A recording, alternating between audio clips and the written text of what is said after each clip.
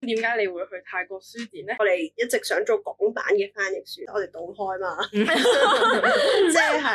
咁但係當然翻譯買版權嘅個賭博成本再大啲。咁你都簽咗一本書啦，咁點解個人要飛過去？即係我都係以抱住認識朋友嘅心態，即係所有泰國人同我講，唔係講咩電影啊、文化啊或者咩啊，就係唔係講食物啊，係講你突然間會從外國嘅角度睇香港咯。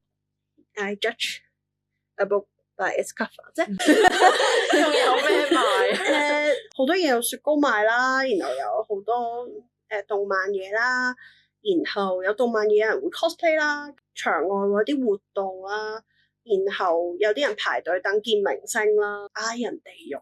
跟住我攞一本茶餐廳指引佢俾佢，跟住然後佢就話：哎呀，你唔好做呢啲啦，即係唔係佢冇咁意思。